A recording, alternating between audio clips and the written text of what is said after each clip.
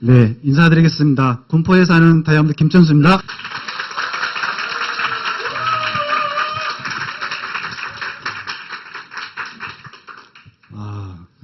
정말 지금 막 긴장되고, 막 떨리고, 흥분되고, 교감신경이 팍팍 지금 활성화되고 있어요. 이렇게 큰 리더가 계시는 그룹에 제가 게스트로 와서 스피치를 하게 될 이런 날이 올 줄 꿈에도 몰랐거든요. 정말 영광으로 생각합니다. 여러분들은 저를 잘 모르시겠지만 몇 개월 전에 아마 이 그룹 게스트로 다녀가신 여성 사장님이 기억나실지 모르겠어요. 그 양금래 사장님이라고 그 사장님 스피치에 나오는 그 문제의 남편. 네, 제가 그 남편입니다. 네. 먼저 사회자께서 저를 중앙부처 전 사급 공무원으로 소개를 시켜줬어요. 저 지금도 욕을 많이 먹고 있거든요.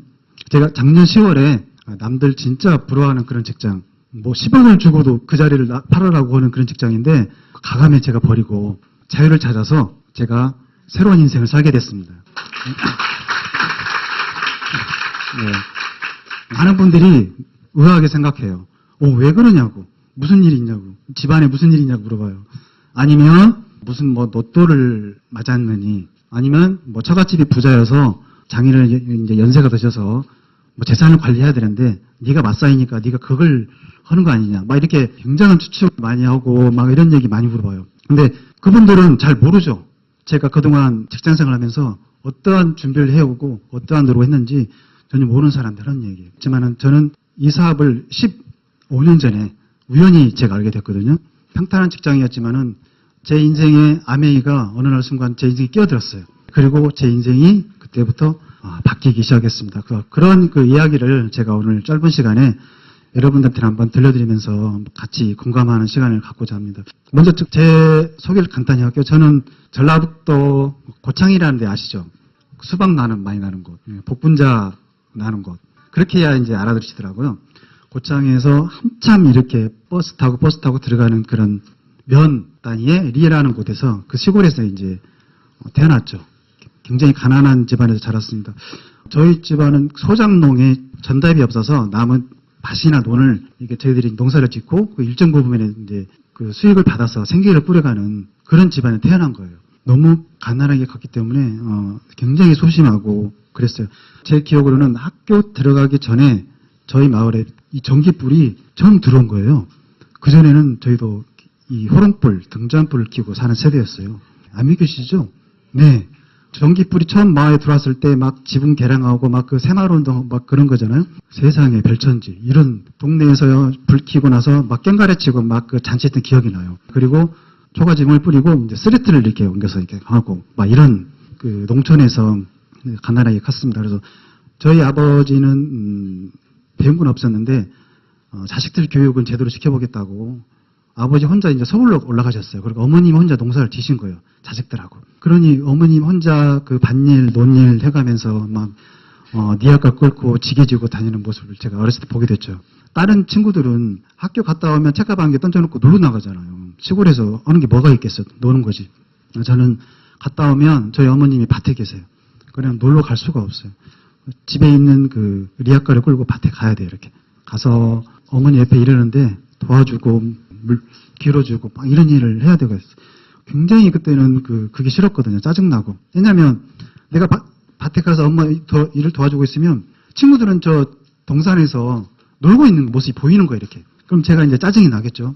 목갱이질을 이렇게 막 스트레스 받아가면서 이렇게 터정버리면서 하면 저희 어머니 보고 필요 없다고 가라고 가서 놀으라고 막 저를 내쫓고 막 그랬거든요. 일을 제대로 안 하니까. 그게 싫었어요. 그런 모습.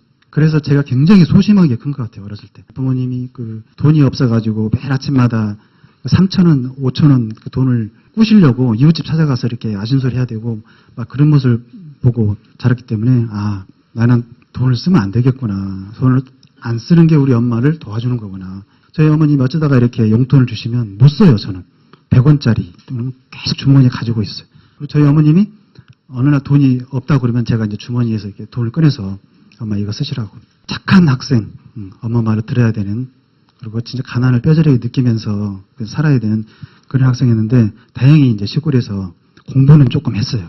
제가 거기서 중학교를 마치고 고등학교를 이제 공부를 좀 하니까 저희 부모님이 전주로 보내신 거예요. 이렇게. 얘네들이 가난의 대물매 끊을 방법은 공부밖에 없다는 거지. 그래서 제가 이제 전주에 가서 이제 공부를 하게 되는데 자취를 시켰거든요.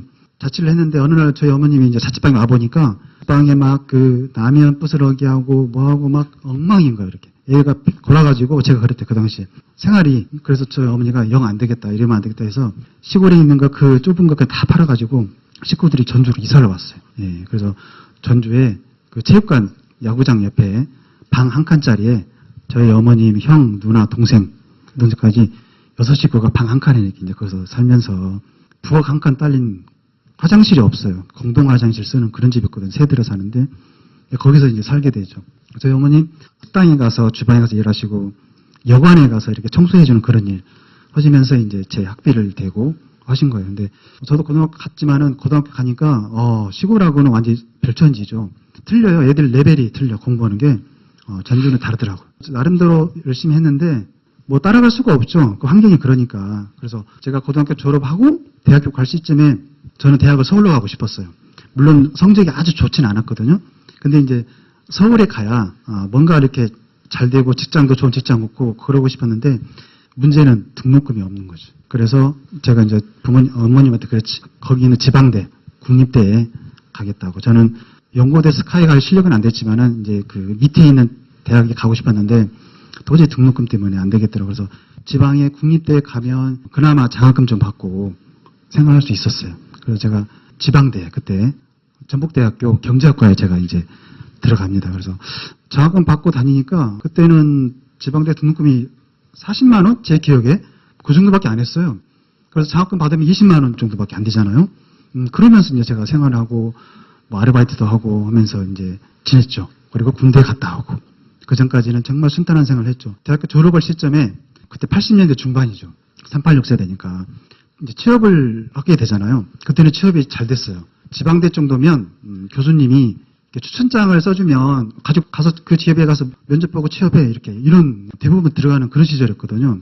교수님이 K모 은행의 그 추천장을 3장을 가지고 주시더라고요. 그래서 저하고 제 친구 2명, 3명한테 불러서 주면서 가서 면접 보고 입사해 그러더라고요. 저는 그냥 바로 그냥 형식적으로 하는구나 생각했어요. 그래서 면접을 봤죠. 근데 3명이 시험을 봤는데 제 친구 2은 됐어요. 저만 떨어졌어요. 영어 때문에 떨어졌어요. 그때는 뭐 영어, 뭐 토익, 뭐 이런 게 아직 많이 활성화된 게 아니었거든요. 그래서 영어는 기본적으로 볼 것이다. 굉장히 기본적인 해야만 네가 외워서 가면 된다. 이렇게 코치를 했는데 세상에 그 면접관에 원어민이 앉아서 저한테 질문을 하는데 제가 질문을 못 알아듣는 거죠. 그냥 가족이 몇 명이니까 취미가 뭐예요? 왜 우리 회사에 왔어? 이건 내 애어 같거든요. 물어보면 대답하려고. 근데 무슨 영어로 이렇게 질문하는데 제가 계속 그냥 대답을 못 한 거예요. 아니나 다를까 면접에서 제가 나중에 떨어졌더라고요. 제가 그 충격이 굉장히 컸어요. 이 세상 끝나는 줄 알았어요. 우리 부모님 별 명목이 없더라고요. 졸업하기 전에 짐 싸서 제가 서울 올라갔습니다. 청춘들이 모이는 그곳 있죠. 어디죠? 서울의 노량진. 그 노량진에 방 한 칸짜리 독서실 칸막이 돼 있고 들어 눕고 앉아서 공부할 수 있는 그거 있죠. 쪽방 같은데 거기 가서 공무원 공부를 제가 시작합니다. 그래서 그해 2월에 올라와서 8월에 시험 봤는데 7급 공무원이었어요. 1점 차이로 떨어졌어요. 근데 제가 그때 드는 생각이 뭐였냐면 내년에는 해볼만 하겠구나. 1점이니까 내년에는 내가 반짝해서. 그래서 정말 제가 그때 그거를 공부 열심히 했어요. 고등학교 3학년 때 그렇게 안 했거든요. 5시 반에 일어나서 그 학원에 자리맡으로 가서 줄을 서요. 이렇게 가방 넣고 줄 서잖아요.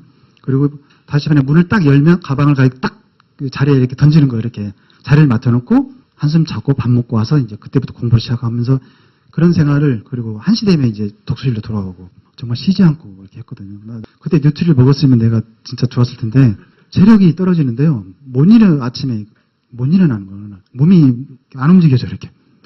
체력이 그것도 떨어진 거죠. 그리고 어떤 뭐 커피도 쏟기도 하고 그 다음에 시험에 이제 응시를 했죠. 근데 딱 응시하고 났는데 경쟁률이 105대 1일 경쟁이 나온 거예요. 왜 나는 이렇게 운이 없을까? 내 앞에 뽑았던 공무원들은 그런 경쟁이 안 나왔거든요. 근데 제가 시험 볼 때 이렇게 치열하게 몰리는 거예요. 이렇게. 유달리 저한테만. 정말 미치겠더라고요. 그래서 이 시험을 봐야 돼, 말아야 돼? 105대 1이면 합격 확률이 1%가 안 됩니다. 무모한 짓이에요. 그런데 친구가 그러더라고요, 옆에서. 그래도 네가 열심히 했잖아. 최선을 다했잖아. 그리고 시험 떨어지더라도 일단 시험을 보라고 그러더라고요. 그래서 제가 이제 그만 믿고 시험 보러 갔죠. 강남의 무슨 고등학교에 이제 시험 보러 갔는데 2개 강의실에 학교자 1명 나오더라고요. 그래서 보니까 50명씩 들어가는데 뒤로 들어봤는데 다 떨어지는 거예요. 이렇게. 그리고 딱 1교시 시험을 보는데 시험 감독관이 들어왔어요. 공무원이었어요. 공무원들이 와서 감독관 하거든요. 공무원 시험에. 그 친구가 딱 그 얘기를 하더라고요. 저도 작년에 여러분과 같이 저 자리에 앉아서 시험을 봤습니다. 그러면서 여러분도 뭐 최선을 다하면 좋은 결과 있을 거예요. 이 얘기를 시험 하기 전에 하는데 여학생들은 선망의 눈으로 그 친구를 바라보는데 저는 그 얘기 듣는 순간 이 치밀어 오는 그 분노 있죠. 나도 시험 봤는데 너는 합격 난 떨어졌는데 네가 1년 그 잘 봤다는 그걸로 해서 우리 앞에 가지고 잘난 체를 하는 기분이 팍 상하는데요. 같은 남자인데 패 죽이고 싶더라고요. 제가 그래서 그때 감정 컨트롤 못 해가지고 첫 시간에 이 국어 문제 6개를 줄줄이 틀렸어요. 중간에 정신 차려서 제가 시험을 봤죠. 이제 끝나면 바로 그 학원에서 문제지 입수돼가지고 학원에 딱 문제풀이를 해놓거든요. 학원에 가서 이제 제가 정답을 맞춰봤죠. 다행히 뒤에 제가 잘 봐가지고 91점이라는 점수가 나왔어요. 네. 그리고 나서 나중에 최종 합격 발표에 제가 82등으로 합격을 했습니다. 100명 뽑았어요. 100명 뽑았는데 80등부터 100등까지는 점수가 똑같아요. 제가 82등으로 들어갔더라고요. 그래서 제가 정말 운 좋게 들어갔습니다. 제가 찍은 문제 하나가 틀렸으면 저는 떨어졌고요. 찍은 문제가 맞아서 제가 합격한 거예요. 정말 하나님 도왔죠. 그렇게 해서 제가 96년 1월 1일자로 중앙부처의 발령을 받아서 이제 공무원 시험을 시작하게 됐고요. 제가 이제 말씀드리고 싶은 부분은 제가 합격하고 나서 발령받기 전에 그 노량진의 그 공무원 학원에서 잠깐 아르바이트를 했었거든요. 그때 이제 발령받기 전에 뭐 도와주고 뭐 칠판도 닦아주고 막 이런 일을 하는 거 있잖아요. 그때 시골에서 후배들이 임용고시를 준비한다고 5명의 여학생들이 올라왔는데 시골에서 올라와가지고 서울 물정도 잘 모르잖아요. 서울이 얼마나 험악한 곳입니까. 그래서 제가 앉혀놓고 교육을 시켰죠. 여기는 절대 이상한 남자 따라가도 안 되고 물어봐도 안 되고 절대 그러면 안 되고 뭐 이런 식으로 코치를 하면서 이 여학생들 제가 관리를 좀 했어요. 이렇게. 강의실도 이렇게 제가 따로 빼서 공부할 수 넣어주고 밥도 사주고 막 챙겨줬죠. 이제 고향 후배들이니까. 근데 이제 그 중에 2명은 공부를 열심히 해서 그 임용고시 합격해서 이제 나갔고 2명은 뭐 영어 이렇게 관련된 기관 학원에서 나가 취업도 하고 유독 1명이 계속해서 떨어지면서 취직도 못하고 1명이 그런 애가 있더라고요. 얘는 머리는 안 되는 것 같은데 그런데 계속해서 자기는 선생이 돼야 된대 하면서 막 공부를 열심히 하는 거예요. 근데 안 되는 거예요. 어쩔 수 없는 거지. 저는 이제 발령받아 들어갔고 부서 배치가 돼서 들어갔는데 그 1명이 계속해서 머리에 아른아른 거리는 얘가 지금 잘하고 있나? 어떻게 하고 있나? 그래서 제가 나중에 이제 연락했더니 아직도 뭐 갈피를 못 잡고 있더라고요. 잠깐 취업했는데 다시 또 나왔어요. 뭘 할지 모르겠대. 임용고시 준비를 해라. 내가 밀어주겠다. 했는데 더 이상 하고 싶지 않대. 뭐 그러면서 이제 서로 이제 만나고 틱틱 하다가 이제 제가 이제 이상하게 제가 그런 생각이 들었어요. 얘는 내가 평생 돌봐줘야 될 운명인 것 같다. 그런 생각이 든 거예요. 그래서 정이 들어서 결혼을 하게 됩니다. 양금래 사장님이 미운 오리 새끼를 제가 이제 5명 중에 하필 미운 오리 새끼 제일. 이제 어쩔 수 없죠. 제 운명이라고 생각하고 결혼했죠. 애를 낳고 사는데 이제 뭐 양금래 사장님 이제 학원 다니면서 과외도 하고 하는데 어느 날 3번에서 사는데 21평짜리 아파트 그냥 전세 5천만 원 얻어서 이제 시작이 됐어요. 갔는데 옆집에서 이제 아메를 이제 듣고 온 것 같아. 와가지고 막 들떠가지고 뭘 들어봤는데 열심히 하면 수입이 뭐 1억 원을 낼 수 있고 뭐 여행도 가고 뭐 이런데 막 이런 얘기 하는 거예요. 그만해 됐다 이렇게 스톱. 또 다음 날 또 와서 또 어디 갔다 와서 또 그 얘기를 저한테 하는 거예요. 제가 그래서 됐다고 그만하라고.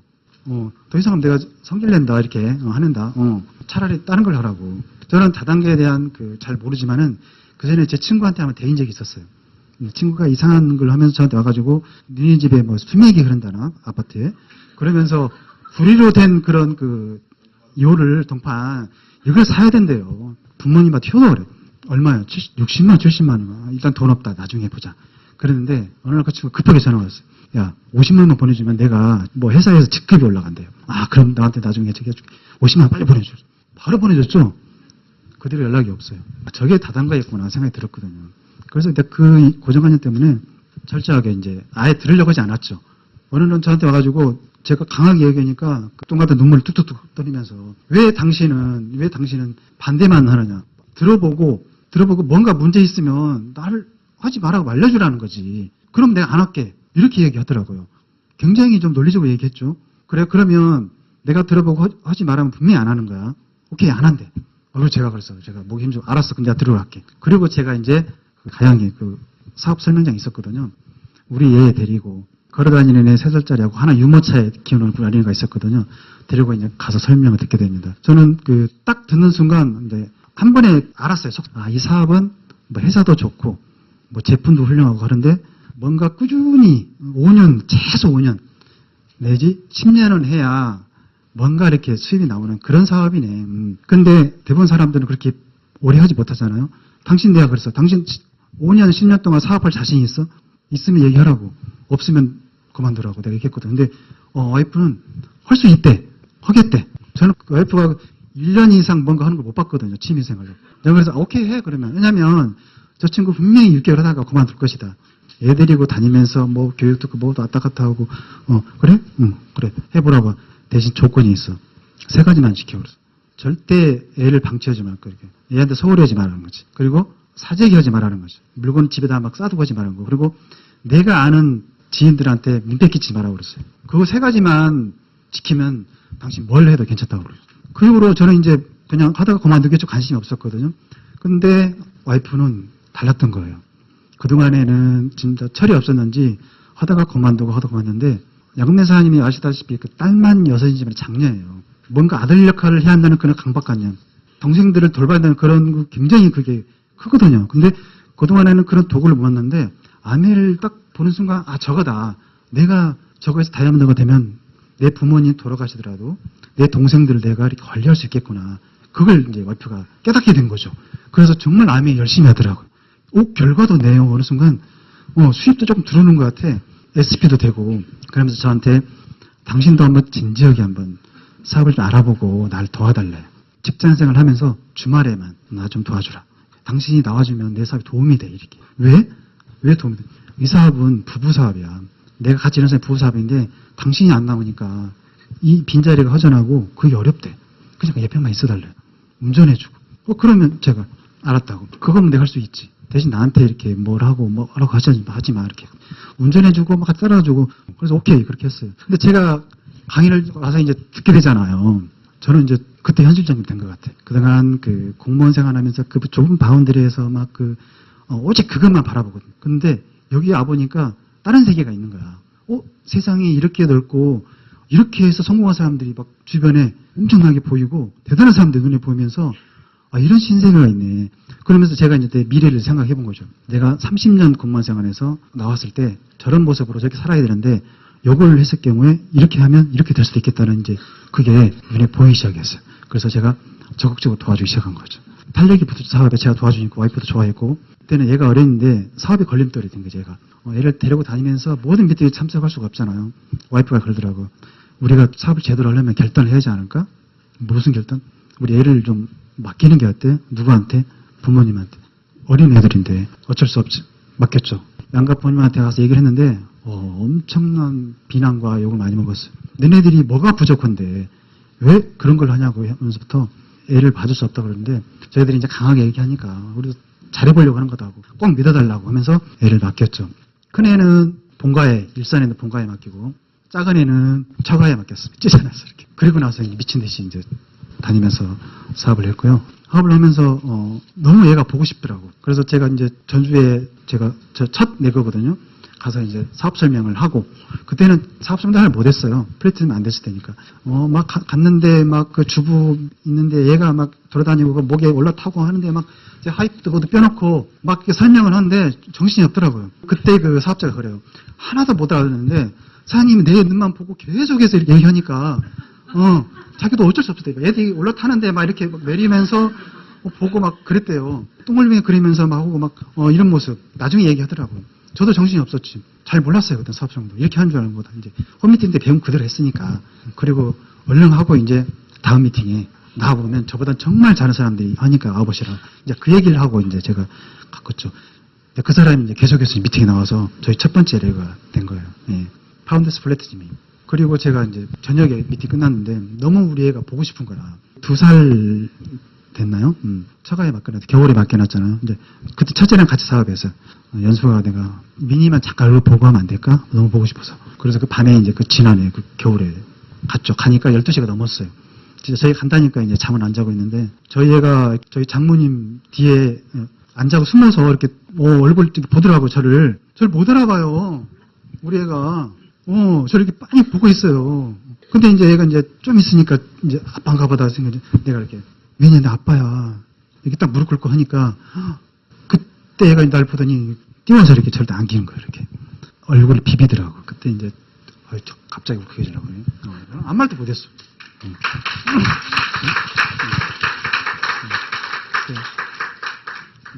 그러면서 얼굴만 붓고 애가 안 떨어지려고 그러잖아요. 이렇게 안고 있으니까 얘가 한시 되니까 자더라고. 그래서 조용히 내려놓고 이제 올라왔어요. 그러면서 이제 진짜 정신없이 한 거죠. 그리고 이제 겨울이 끝나고 시골이 농사를 지어잖아. 그래서 저희 이제 우리 둘째를 데리고 이제 본가에 이제 다 맡겼어, 둘 다. 저희 어머님이 거기서 유치원 보내면서 애들이 키워줬어요. 저희들은 그때 진짜 사업을 열심히 했죠. 하면서 이렇게 보통 그때는 미팅이 많아가지고 끝나면 1시, 2시예요. 왜 이렇게 힘들게 매일 미팅이 있고 끝나면 2시. 그럼 2시에 이제 집에 가고 싶은데 애 얼굴이 떠오른 거야. 애들 한번 보고 하면 안 될까? 양면사는 강해요. 안 돼. 제가 혼자 왔을 때, 제가 이제 양면사가 없을 때 보러 간 거예요, 애들을. 자다가 이제 얘가 오니까 이제 아빠가 애를 깨웠거든. 그래서 이제 얼굴만 보고 가려고. 이제 아빠가 왔으니까 애들이 막 그 한호성이 터지고 막 그래서 좋아하잖아요. 근데 아빠가 와서 잘 줄 알았는데 아빠가 또 간대. 우리 큰애가요, 그때 4살인가 됐나요? 아빠가 급한 일이 있어가지고 또 가야 돼. 나중에 또 올게 했더니 우리 큰애가 얼굴이 뒤집어지면서 아빠를 째려보면서 그 실망감. 그러더니 자기 신발을 벗어가지고 던지더라고, 현관에. 제가 현관에 있었는데 가라고, 필요 없다고. 그때도 진짜 그래서 제가 이제 그냥 뒤돌아서 왔어요. 이렇게 소리 지르는 거 듣고 와가지고 일산에서 이제 김포대교를 넘어오잖아요. 김포대교 중간에 오는데 이제 막 뿌연 거야 이렇게 문문이 막 걸려가지고 운전을 못 하겠더라고. 그래서 제가 그 갓길에 세워가지고 다리 난간 잡고 이렇게 찬바람에 보는데 막 엄청 울었던 것 같아요. 막 원 없이 막 울어봤어요. 소리 지르면서. 그때는 소리 질러도 들을 사람 없잖아요. 사람들이 이렇게 지나가면서 이렇게 봐요. 그러니까 저 사람 분명히 술 먹고 오바이트 하는 거다. 그러면서 제가 이제 결단했죠. 기다려라, 니네들. 지금은 니네들이 희생을 치르는데 분명히 엄마 아빠가 나중에 너희들한테 보상을 줄 거나 생각을 해서 기다리라고 그때 이제 결단을 크게 한 것 같아. 네. 그런 결단이 없었다면 제가 오늘날에 이런 그 다이아몬드가 되는 일이 없었을 것 같아요. 그런 아픔을 겪어야 될 것 같아요. 제가. 그런 애들이요 굉장히 바르게 컸어요. 그 후로. 옛날 생각나서 저희가 이제 그러면서 사파이어가 되고 사업이 지지부진한 거예요. 10년째 됐는데 계속해서 그냥 그 정도. 저희 장모님이 그래요. 저희 와이프 양문생한테 내가 너 열심히 하는 거 안다. 너네들 뭔가 미래를 위해서 네 자녀를 위해서 하는 거 아는데 너무 지지부진하는 거 아니니. 10년 동안 내가 봐왔다. 이제 그런 얘기를 이제 와이프가 들은 거예요. 와이프가 어느 날 비장하게 그러더라고. 우리 더 이상 이러고 있으면 안 될 것 같아. 우리 부모님을 위해서라도 다이아몬드 가야 될 것 같더라고. 사파이어인데 에메랄드도 아니고. 그래 네 말이 맞긴 맞는데 그게 현실적으로 가능하냐고. 그래서 항상 이제 스폰서한테 상담을 한 거죠. 사장님 저희 다이아몬드 가야 될 것 같아요. 저희 어머님 더 이상 기다려주지 않을 것 같아. 김동욱 사장님이 그러시더라고요. 저희 김동욱 사장님이 스폰서거든요. 그러면 사파이어잖아요. 3레그 사파이어예요. 2레그는 뭐 플래티늄 나머지는 그냥 퍼센트. 6레그 사파이어가 되세요. 그러면 다이아몬드 같이 갑시다 그러더라고요. 6레그요? 3레그를 차지하잖아. 근데 양금래 사장님이 가야 돼. 우리 부모님 더 이상 기다리지 않아. 그래서 오케이 해보자 해서 마음먹었죠. 근데 그렇게 다이아몬드 가겠다고 딱 결단하니까 그의 그 나머지 3레그가 한꺼번에 놀라운 일이 벌어지더라고요. 정말 저희도 놀랐어요. 다이아몬드가 에메랄드가 가겠다는 생각은 목표를 그대로 안 가졌잖아요. 근데 딱 다이아몬드가 되겠다 목표를 딱 가지니까 그냥 레그들이 나와요. 10년째 우리를 지켜보고 있던 사람들이 이렇게 나오더라고요. 목표를 가지면 우리가 눈빛이 달라지잖아요. 그럼 맨날 보는 사람인데 가다 얘기하면 틀려요. 내가 이번에 다이아몬드 갈 거야. 꼭 갈 거야. 너 같이 할래? 싫어? 패스. 이렇게. 뭐 이런 식으로 힘이 생기는 거야. 이렇게. 너랑 같이 하고 싶어? 내가 다이아몬드 갈 건데 너 같이 할래? 이런 식으로. 그러니까 사람들이 그 에너지에 끌리는 것 같아. 2레그가 이렇게 나오고 뭐 한 레그는 그 얘기 들으셨죠? 이렇게 골든 카드라고 이렇게 사람이 없어서 놀이터에서 나눠주는데 이 사람이 받아서 버리고 가 쓰레기통에. 그러니까 어떤 사람 그걸 이렇게 집어서 이렇게 보고 찾아온 거지 스스로. 전화해서 핀이 뭐냐 물어보고 사파이어라고 해서, 에메랄드 가야 되는 거 아니에요? 그래서, 맞다고. 그래요? 그러면 나중에 연락드릴게요. 뚝 끊는. 이분이 나중에 사업자를 세 사람을 이렇게, 스폰서를 찾아가서 하려고 세 사람을 이렇게 찾았대요. 그 중에 저희가 하나였어요. 이 사람도 만나보고 우리도 만나보고 한 거야. 그리고 최종적으로 저희한테 와서 사업을 하겠다고 온 거죠. 이제 그런 일이 이제 벌어지게 되더라고요. 이 목표의 중요성, 목표를 가지는 않느냐가 이 사업의 승패를 좌우하는 거나 승자를 드는 거, 그걸 절실히 느꼈어요. 목표를 가진다는 건 그런 것 같아요. 그냥 그림을 그리는 화가는 열심히 그림을 그려요. 근데 내가 개인전을 열겠다고 딱 목표를 가지면 그때부터는 그림이 틀려지죠. 기간이 정해지면 그날부로 내가 전시를 해야 되기 때문에 뭔가 내가 일정을 만들어야 돼. 만들고 거기에 맞춰서 내가 뭔가 노력을 해서 맞춰야 돼. 그렇잖아요? 요리를 하는 것도 비교해볼까요? 어머님이 맨날 요리를 해. 제일 요리를 잘하세요. 근데 어떤 청년이 내가 요리사가 되겠다고 딱 마음먹은 순간 같은 칼을 잡았는데 누구는 요리사가 돼요. 청년은 요리사에서 자격증을 공부해서 2, 3년 후에 딱 자격증을 따가지고 딱 호텔에 취업을 한 거지. 그런 게 없으면 그냥 나는 요리하는 사람. 딱 목표가 생기는 순간 모든 게 달라져요. 저희는 그런 것 같아요. 근데 목표의 중심 그때 굉장히 실감했거든요. 그래서 저희가 이제 6네거 사파이어에서 저희 다이아몬드를 도전했고요. 김동수 사장이 뭐라면 에메랄드를 목표로 하지 마시고, 에메랄드는 그냥 가시래, 그냥. 다이아몬드가 되면 에메랄드는 그냥 가면 된대. 사람들이 착각하는 게, 사파이어가 됐으면, 나는 에메랄드가 돼야지 목표를 가지고 하잖아요. 그런데 에메랄드가 안 돼요. 근데 다이아몬드가 된다고 목표를 세우잖아. 에메랄드는 그냥 이렇게 가더라니까요. 목표를 굉장히 크게 잡아야 돼요. 최대한 크게 잡고. 그러면 일이 벌어져요, 일이. 제가 다이아몬드가 이제 2016년에 저희가 이제 꿈에 그리던 됐어요. 금내사님이 그러더라고. 당신이 그동안 그 직장 생활, 부업으로 나를 정말 열심히 도와줬어. 당신이 직장을 더 다녀도 돼. 아니면 나랑 같이 사업을 해도 돼. 당신이 결정을 해. 당신한테 선택권을 주겠대. 그 얘기는 나한테 자유를 주겠다는 거예요. 그래서 제가 고민을 했죠. 중앙부처 사급 공무원님이 괜찮은 자리입니다. 뭐 연봉이 이렇게 많지는 않아요. 뭐 한 8천 정도. 괜찮죠. 그리고 남들한테 인정받고. 근데 제가 그 시점에 생각을 해봤어요. 제가 21년째 이제 직장생활을 했거든요. 딱 보니까 연금이 나오는 대상이 되더라고요. 오케이. 공무원이 남는 건 연금밖에 없잖아요. 연금 일단 받아. 그리고 내 10년 더 할 수 있어요. 10년 더 하면 내가 3급까지는 갈 것 같아. 그런데 여전히 그런 직장인, 매일 5시 반에 일어나서 7시까지 회사 가야 되고, 상사한테 지시받아서 보고서 작성하고, 언론에 뭐 나오면 그거 수습하느라 쫓아다니고, 뭐 이런 일을 10년을 더 할 것인지, 아니면 다이아몬드가 돼서 정말 저희 파트너 사장님하고 강의도 하고, 미팅도 하고, 사업 도와주고, 여행도 다니고, 이런 걸 할 건지, 내가 고민을 했거든요. 손익계산서 뽑아봤어요. 그러니까 답이 딱 나오더라고요. 제가 10년에서 퇴직하면 연금 한 300에 등산 다니고, 뭐 그러면서 괜찮게 보낼 수 있어요. 근데 10년 진짜 저희 사장님하고 열심히 해서 10년 내가 열심히 하면 더블 다이아몬드는 될 것 같아요. 아무리 못돼도 완벽한 재능 차이를 누릴 수 있을 것 같아요. 그리고 제가 평생 할 수 있는 그 직업을 갖게 되잖아요. 답 나온 거지. 제가 그래서 전업을 하겠다. 사장님한테 그러고 스폰서님한테 가서 허락을 구했어요. 상담을 했거든요.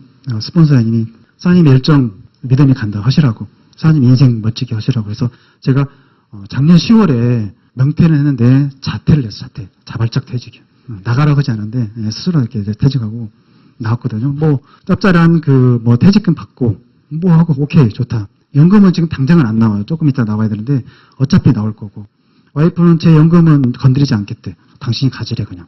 그건 타치하지 않겠대. 그래서 제가 나중에 용돈으로 쓰면 되고. 그래서 제가 10월에 나와서 지금 3월이니까 몇 개월 안 됐어요 사실은. 그 몇 개월 안 됐는데요. 제가 이 나와서 느낀 자유 있잖아요. 20년 내가 했던 그런 느끼지 못했던 그 자유보다 훨씬 좋은. 너무너무 내가 이 편안함, 완벽한. 이 여행이 이렇게 좋은지 몰랐어요. 파트너 사장님이 여행 가면 혼자 가요.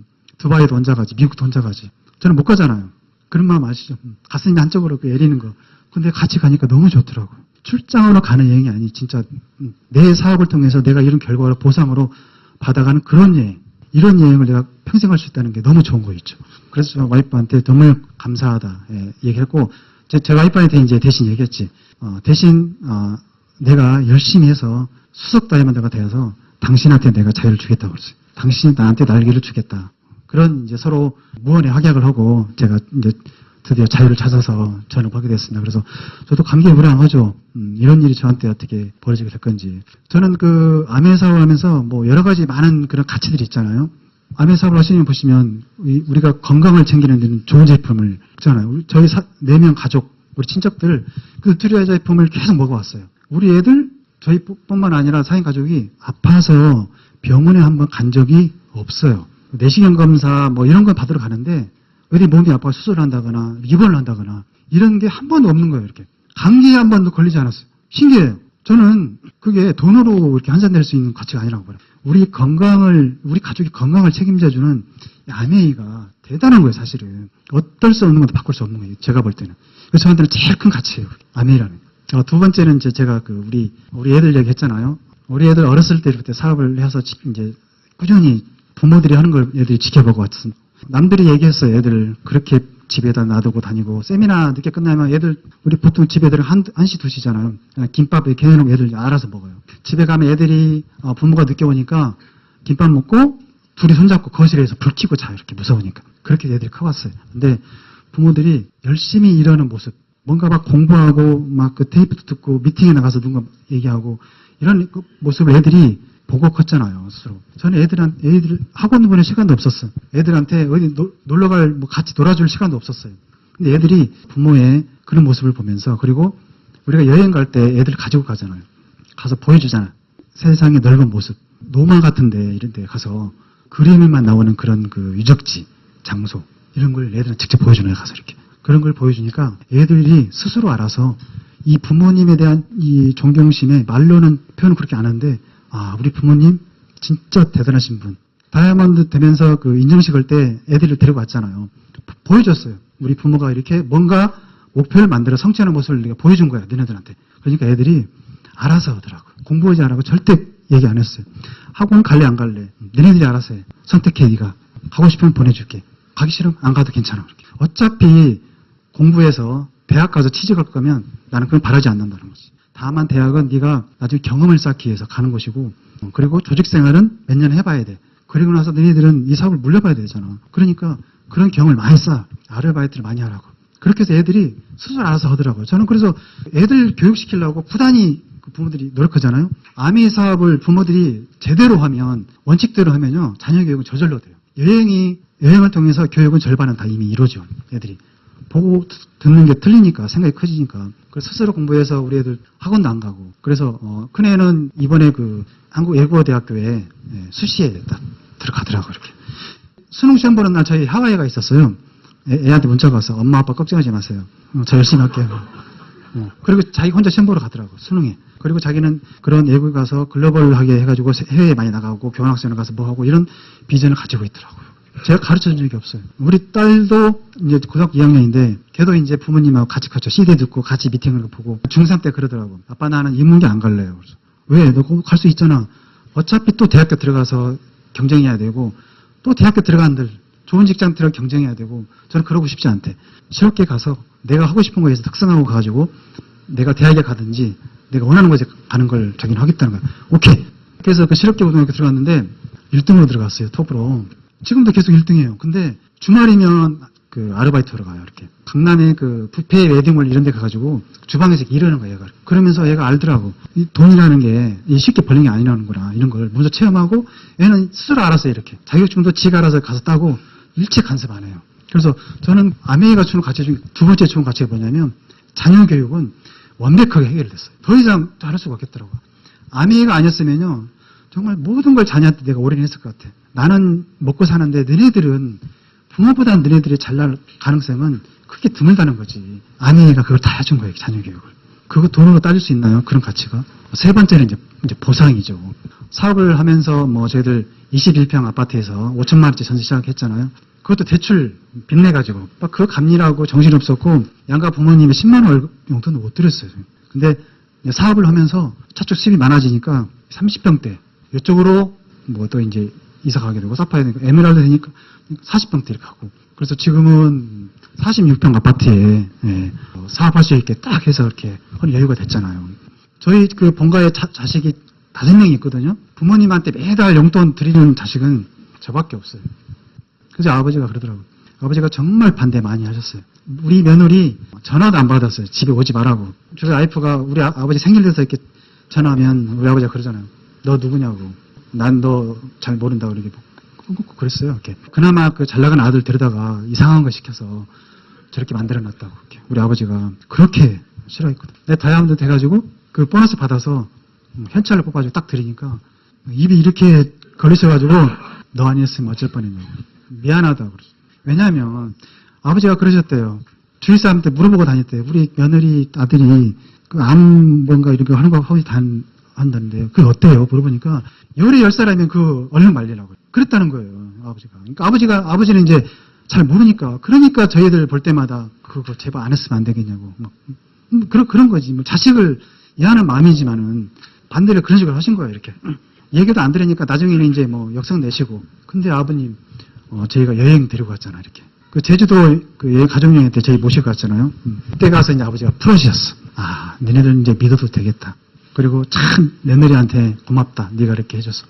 지금은 저희 집안에서 용돈 드리고 무슨 잔치 있으면 저희가 다 내고 집안보험이 있으면 당연히 돈 내는 저희가 내는 거예요. 이렇게. 저희 형님 누나 있지만은 말을 못해요. 이렇게. 제가 아메 사업을 만약에 안고 평범하게 살았으면요. 지금도 마찬가지예요. 돈 10만 원 제가 부모님한테 드리기가 쉽지 않아요. 사실. 저희 처갓집은 그나마 여유가 있거든요. 가면 오히려 저희 장인어른은 돈을 주워서 이렇게 보내세요. 너네들이 무슨 돈이 있니 하면서. 근데 지금은 안 그렇죠. 지금은 저희가 이제 제품으로 드리죠. 저희 장인 장모님 오래 사시라고. 저희 집은 매달 이렇게 몇십만 원씩 제가 꼬박꼬박 이렇게 보내드리죠. 그게 아니었으면 어떻게들 뻔했어요. 저희 아들이 그러더라고요. 그렇게. 아, 엄마, 아빠, 저는 부모님 노후는 걱정 안 해도 될 것 같아요. 그렇게. 큰애가 장남이니까 은연중에 그 년생 생각하는 것 같아. 우리 엄마 아빠가 나이 들면 내가 모셔야 되는 거 아니야? 근데 얘가 그러더라고. 엄마 아빠 노후는 제가 걱정하지 않아도 될 것 같아요. 기특하죠, 기특해. 너네들 걱정이라라고. 이제 그런 부모가 됐다는 거죠. 이 사업에 가져갈 가치가 너무 많은 것 같아요. 예. 지금은 다이아몬드지만은 이제 목표가 있죠, 저희도. 아메이가 1991년에 들었잖아요. 예. 30주년 되는 해에 저희는 이제 수석 다이아몬드가 되는 게 저희 목표예요. 저희 와이프한테 제가 얘기했어요.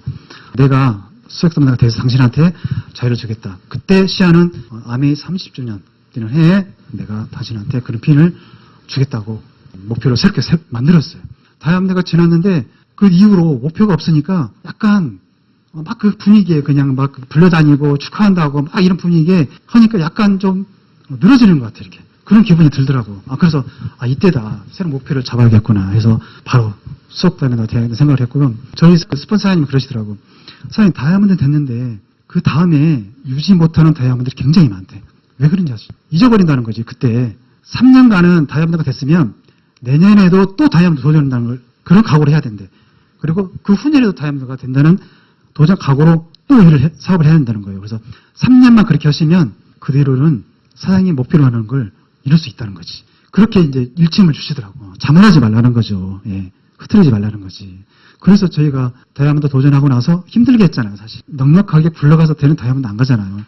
스폰서님께 그런 얘기 해주셔서 그 다음 해에 유지를 했고, 올해 유지를 하게 되면 정말 이제 진짜 굴러가는 그런 다이아몬드, 수석 다이아몬드 갈 자신 생길 것 같아요.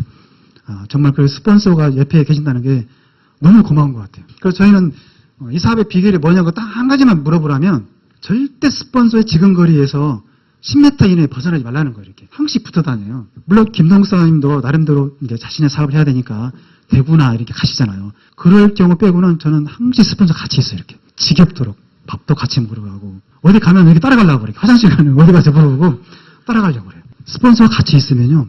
일단은 내 마음이 안정이 돼. 이렇게. 그런 신비한 효과가 있어요. 그리고 물어보게 되거든요. 틈나는 대로 스폰서한테 물어보게 되고 스폰서가 이렇게 하나씩 알려줘요. 사장님 그거 어떻게 되고 있어 지금? 이렇게 해보시지 그랬어요. 이렇게 해봅시다. 다음에 이렇게 해봅시다.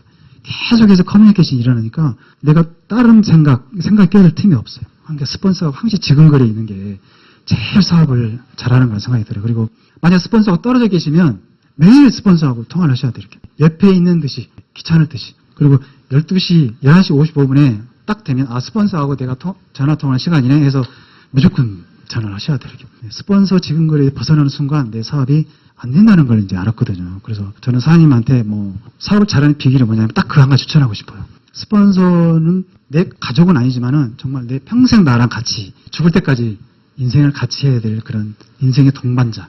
그런 사이더라고 보니까. 제가 보니까 오늘 여기 계시는 분들은 뭐 굉장히 좋은 스폰서를 가지고 계신 그런 그룹이잖아요. 더군다나 큰 리더님이 계시는 이런 스폰서를 가지고 계신 그룹에 여러분들이 속해 있잖아요. 그 여러분들은 1차적으로 큰 행운을 가지신 거예요. 제가 볼 때는. 그런 멘토가 있다는 게 얼마나 중요한지 아세요? 그런 멘토가 있으신 분들은 정말 앞서가는 분이지. 여러분들이 그 스폰서 지금거리에 계속 계신다면 그분 뒤에 따라가신다면 성공은 정말 따내거나 다름없을 것 같아요. 제가 볼 때는. 덱스터 에거의 그 끝없는 추구 책을 저는 굉장히 좋아하거든요. 그 책만 보고 있으면 흥분이 되고 막 떨려요, 이렇게. 그래서 제가 약간 좀 다운이 되거나 의기소침이 되면 이제 그 책을 열어봐요, 이렇게. 어쩔 때는 밤새서 읽어본 때도 있고, 그 책을 보시면 30장으로 되어 있어요. 끝없는 추구. 하루에 1장씩 읽으면서 이제 나를 다독거리는 그런 의미인데, 내가 진짜 뭔가 결단이 필요하거나 갈등이 생기면 저는 그 책을 밤새서 읽어요, 그냥. 30장을 처음부터. 그러면 뭔가 열정이 이렇게 쫙 기운이 몰려오는 이런 걸 느끼거든요. 인간은 딱 태어난 순간 바로 숨을 쉬잖아, 이렇게. 그리고 생각을 하죠. 그게 동물들하고 다른 점이잖아요. 생각을 한다는 것은 우리 산소가 이렇게 들어가서 뇌로 이렇게 흘러가는 거거든요. 내가 살아있어요. 인간은 그렇게 사는 존재거든요. 그리고 우리가 죽을 때는 내가 이제 멈춰 죽잖아요. 근데 사람들이 그러더라고. 인간이 보통 미국 사람들 보니까 21살에 죽는데 그리고 65세에 묻힌다는 그런 얘기를 하더라고. 그게 무슨 의미겠어요? 21살에 학교 졸업하고 직장 들어가면 이미 직장에 마인드 들어가서 그 사람의 내는 죽은 거나 마찬가지다는 거지. 자기 주도적인 삶을 살지 못하고 남들이 지시하거나 남들이 결정하는 그런 삶을 평생 살아간대요. 21살부터. 그러다가 65세에 이제 죽는다는 거죠. 지금은 우리가 바뀌었잖아요. 100세 시대에서는. 우리도 똑같아요. 지금까지 그렇게 살아왔어요. 학교 다니고 직장 다니면서 내 인생을 살지 않은 거지. 남들이 결정하는 삶을 살아왔다면 이제는 인생은 한 번이잖아요. 우리가. 이걸 알았다면 인생은 한 번인데 내가 내 인생을 주도적인 삶을 한번 살다 가고 싶다는 그런 생각을 한번 해보세요. 아메이가 그걸 가져다 주는 거거든요. 직장인 마인드에서 가감히 사업자의 마인드로 전환을 하는 거죠. 그런 순간 인생이 달라지기 시작할 것 같아요. 그렇게 해서 10년, 20년, 100살까지 사는 시대에 그렇게 살다가 딱 100살 넘어서 정말 묻히는 그런 삶, 그런 인생이 가능할 것 같아요. 그게 아메이 사업인 것 같아요. 제가 볼 때는. 내 주도적인 삶을 살다 갈 수 있는 그런 기회를 주는 사업, 나한테 기는 사업이 바로 이 사업이라는 거죠. 그래서 제가 10년 더 할 수 있어요. 공무원 생활. 가감히 버리고 내 삶을 살고 싶었어요. 내가. 좀 쉬고 싶고 여행 다니고 사람을 만나서 이런 기회 전달해주고 고맙다는 얘기 듣고 그런 인생을 살고 싶거든요. 그게 내 삶이었거든요. 저는 그걸 이제는 이제 찾았습니다. 그래서 여러분들도 이 사업을 통해서 그런 삶을 한번 살아봤으면 다이아몬드가 돼서 그런 거 한번 느껴보세요. 정말 뿌듯해요. 정말. 그리고 많은 사람들을 도와야겠다는 생각이 들어요. 근데 문제는 사람들이 끈질기게 해내지 않는다는 거지. 여러분들이 이 사업을 비전을 봤어요. 포기하는 순간 그냥 포기해서 끝나는 게 아니죠. 포기하는 순간 뭐가 선인가요? 내가 이 사업을 계속 함으로써 여러 사람들한테 기회를 줘서 그 사람이 성공할 수 있는 그런 가능성이 있었는데 그걸 무참히 꺾어버린 거예요. 굉장히 큰 죄를 지으신 거예요. 여러분들이 사업을 열심히 하면 많은 사람들한테 기회를 성공할 수 있는데 그런 기회를 여러분들이 꺾을 수 있는 거죠. 포기하는 순간 그런 기회병은 날아갑니다. 그렇잖아요? 굉장히 큰 의미가 있어요. 그래서 정말 포기하지 말고 끝까지 정말 이뤄내서 여러분들 정말 다이아몬드가 돼가지고 여행지에서 우리 서로 악수하면서 서로 성공을 축하해주는 그런 자리가 되길 바라면서 오늘 제 스피치를 경쟁해서 정말 감사합니다.